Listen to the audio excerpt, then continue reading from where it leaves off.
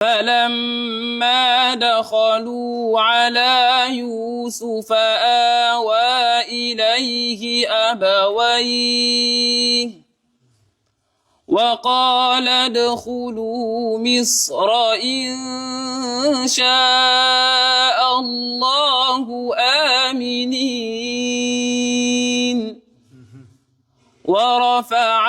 أبويه على العرش وخروا له سجدا وقال يا أبت هذا تأويل رؤياي من قبل قد جعلها ربي حقا وقد أحسن بي إذ أخرجني من السجن وجاء بكم من البدو من بعد أن نزغ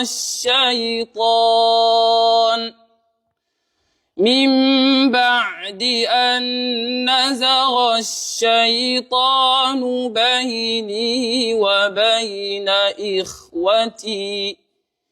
إن ربي لطيف لما يشاء